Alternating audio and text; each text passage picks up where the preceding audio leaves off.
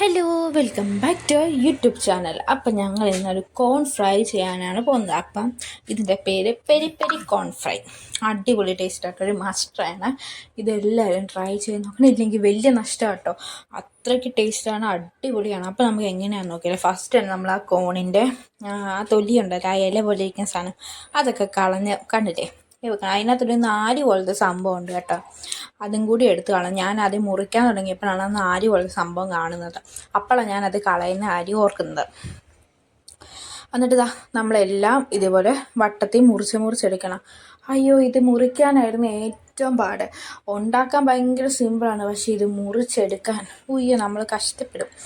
ഇത് മുറിക്കണമെങ്കിൽ എൻ്റെ പൊന്നെ ഞാൻ എത്ര നേരം കഷ്ടപ്പെട്ടെന്ന് അറിയാമോ. ലാസ്റ്റ് ഞാൻ ഈ സിൽവർ പ്ലേറ്റൊക്കെ മാറ്റി വെച്ച് ആ സ്റ്റീൽ പ്ലേറ്റൊക്കെ എടുത്ത് തകർക്കുമായിരുന്നു. കുറേ നേരം കഷ്ടപ്പെട്ടിട്ടാട്ടോ ഇതൊന്ന് മുറിഞ്ഞ് വന്നത്. എത്ര നേരം എടുത്തറിയാമോ ഇതൊന്ന് മുറിഞ്ഞ് വരാൻ വേണ്ടി. കുറേ തവണ എടുത്ത് അങ്ങനെയാണ് ഇത് മുറിഞ്ഞ് വന്നത്. എന്നിട്ട് നമ്മളിത് മുറിച്ചെല്ലാം മാറ്റി വെച്ചിട്ട് ഇത് നമുക്ക് ഒന്നും കൂടി കട്ട് ചെയ്യണം. അതായത് ഇത് നാലാക്കണം. ഒന്നുകൂടി നടുക്കൂന്ന് ചെയ്യണം. എന്നിട്ട് അങ്ങനെ കേട്ടോ മുറിക്കണം. ഇപ്പം വീഡിയോയിൽ വരും. ഞാൻ പറഞ്ഞു ഇത് മുറിക്കാൻ ഭയങ്കര പാടായിരുന്നു. കുറേ നേരം കഷ്ടപ്പെട്ട്. ഈ ലാസ്റ്റത്തെ ആണെങ്കിൽ കൂടി പറയുകയും കൂടിയാണ്. ഞാൻ അടിച്ചും തല്ലി എല്ലാം നോക്കി, എന്നിട്ട് വന്നില്ല. ഫൈനലി നമുക്ക് കിട്ടിയിട്ടുണ്ട് കേട്ടോ.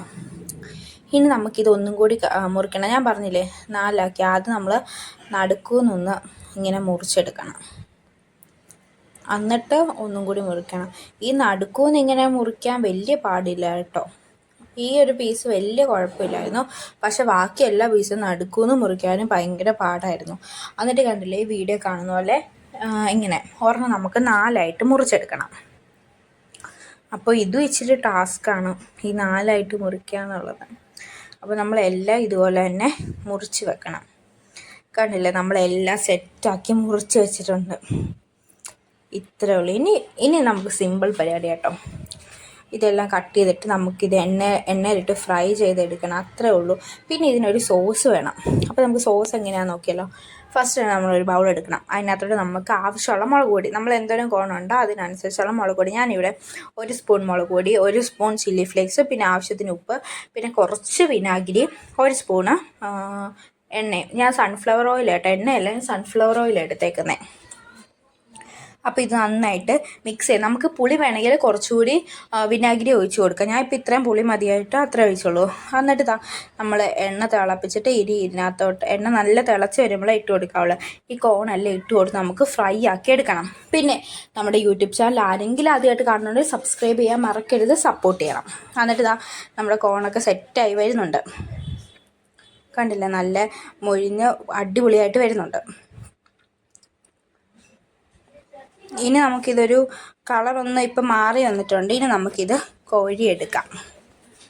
ഞാൻ പറഞ്ഞില്ല ഭയങ്കര സിമ്പിളായിട്ട് ഉണ്ടാക്കാൻ വേണ്ടി. ടേസ്റ്റോ അടിപൊളി മാസ്റ്ററായിട്ട് തന്നെയാണ്. ഇത്ര ടേസ്റ്റ് ഞാൻ വിചാരിച്ചില്ല. സൂപ്പർ ടേസ്റ്റായിട്ട് അടിപൊളിയാണ്. നമ്മൾ കഴിക്കുന്നത് നമുക്ക് നിർത്താനേ പറ്റത്തില്ല, അത്രയ്ക്ക് ടേസ്റ്റ് കേട്ടോ, ഒന്നും പറയാനില്ല. നമ്മളെല്ലാം ഫ്രൈ ചെയ്തെടുത്തിട്ടുണ്ട്. ഇനി നമ്മൾ നേരത്തെ മിക്സ് ചെയ്ത് വെച്ച സോസ് ഉണ്ടല്ലോ മുളകിൻ്റെ, അതിൻ്റെ മണ്ടയിലോട്ട് ഇതുപോലെ അങ്ങ് തേച്ച് കൊടുക്കാം. എല്ലാത്തിൻ്റെ മണ്ട നമുക്ക് തേച്ച് കൊടുക്കാം. ഞാനിപ്പോൾ ഇതിനകത്ത് ചിലതിൻ്റെ മണ്ട തേച്ച് കൊടുത്തിട്ടില്ല, കാരണം അച്ചമ്മയ്ക്കൊന്നും അധികം എരിവ് പറ്റത്തില്ല. അതുകൊണ്ട് ഞാൻ എല്ലാത്തിലും തേച്ചിട്ടില്ല. അപ്പം നമ്മളിത് കഴിച്ച് നോക്കുന്നുണ്ട്. എൻ്റെ അമ്മ ഒന്നും പറയാനില്ല, സൂപ്പർ ടേസ്റ്റാണ്, അടിപൊളിയാണ്, ഒരു മാസ്റ്ററായാണ്. എല്ലാവരും ട്രൈ ചെയ്ത് നോക്കണം കേട്ടല്ലോ. അപ്പോൾ ഓക്കെ, ബൈ.